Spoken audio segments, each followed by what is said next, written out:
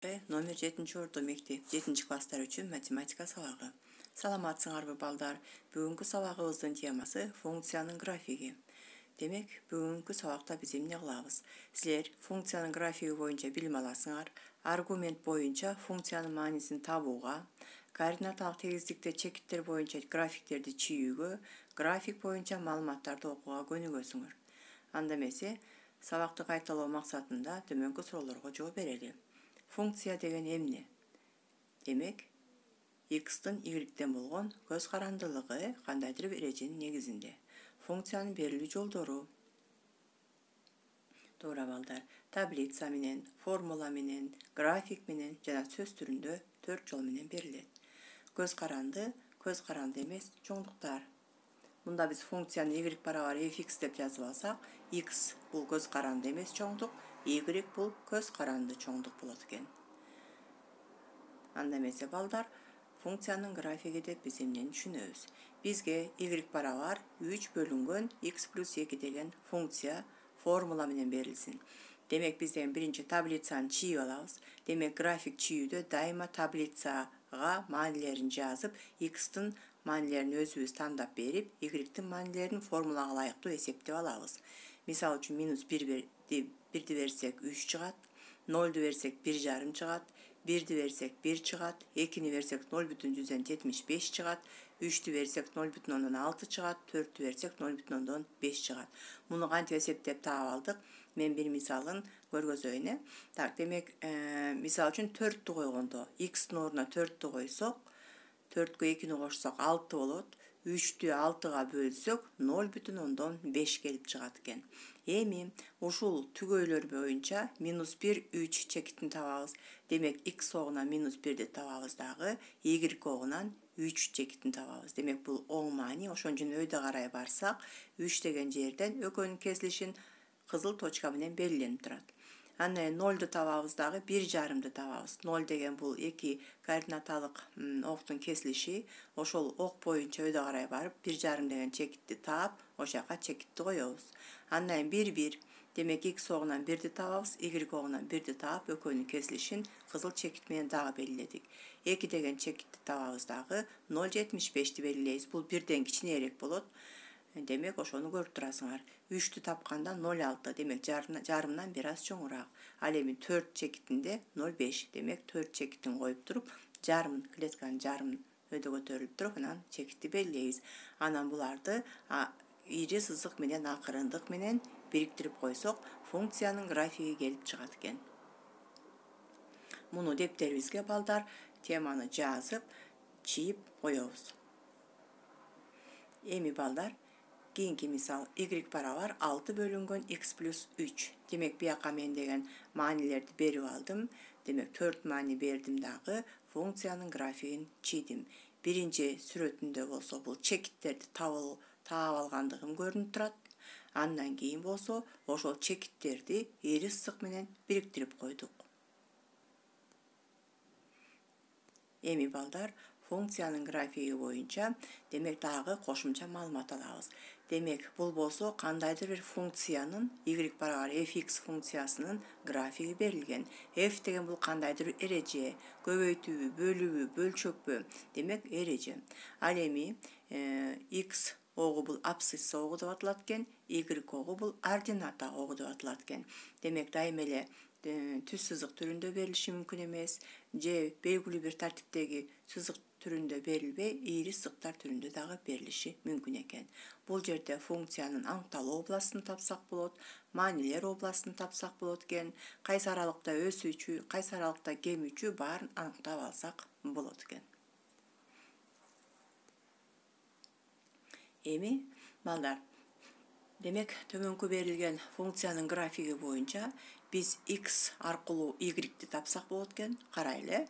Демек, x огунан 3 деген чекитти таап туруп, анын кесилишүү чекитин табыш үчүн биз жогору чыгабыз. Себеби график жогору жакта. Демек, графикке жетип туруп, андан перпендикуляр багытта y огуна барсак, бул 2 чекити болот экен. Демек, x-тын 3 деген маанисине y-тин 2 деген мааниси туура келет экен. Экинчи учурда y барабар 4 деп турат. Демек, биринчи y-ден 4 чекитин таап алабыз. Демек, бул вертикал ок Аяктан 4 деген чекитти таап алып туруп графикке чейин барабыз. Графикке чейин баргандан кийин анан перпендикуляр багытта x огуна түшөбүз. Демек бул жерде 4 деген чекит бар экен. Демек y-тин 4 деген маанисине x-тин 4 деген мааниси туура келет экен.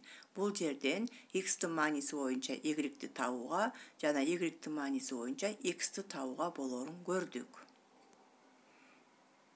Эми балдар, берилген график боюнча биз маанилерди таап көрөлү. Чогуу x барабар -3. X барабар -3 дегенде x огунан таптык. Карагыла балдар менен чогуу. Андан кийин график өйдө жакта болгондон кийин анын кесилишине чейин барабыз. Кесилишине чейин барсак, демек y огунда 1 деген чекит турат экен.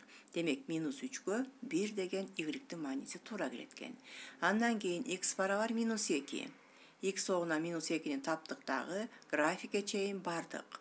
Андан кийин y огуна перпендикулярдуу багытта түшсөк, мунун мааниси 3 болот экен. Демек x барабар -2 болгондо y-тин мааниси 3 болот экен.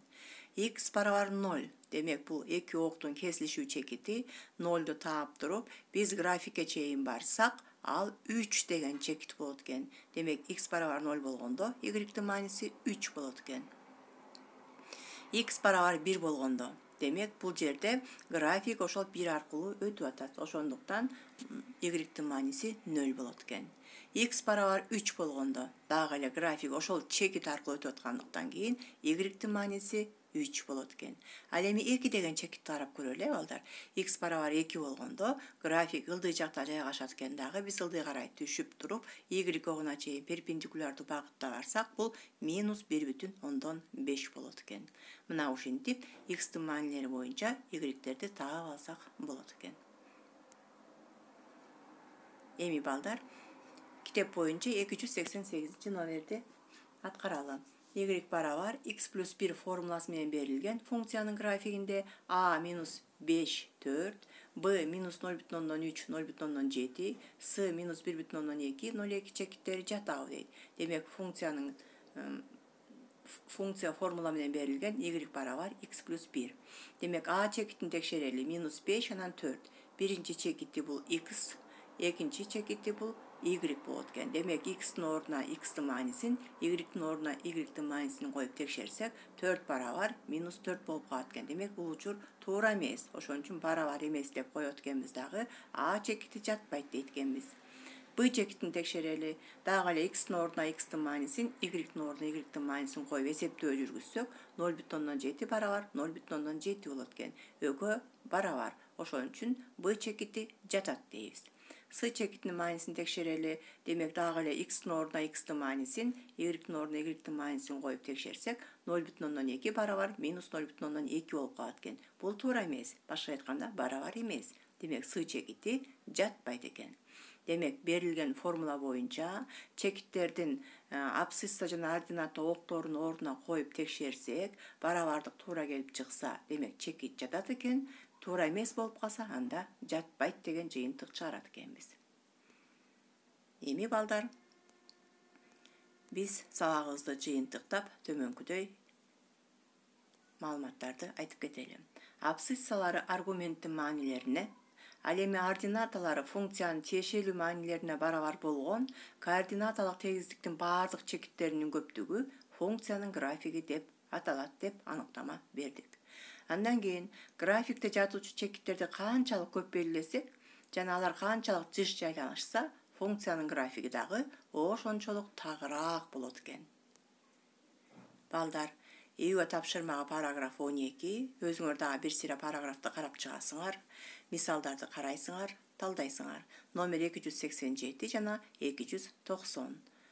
Ушуну менен сабагыбыз бүттү балдар. Саламатта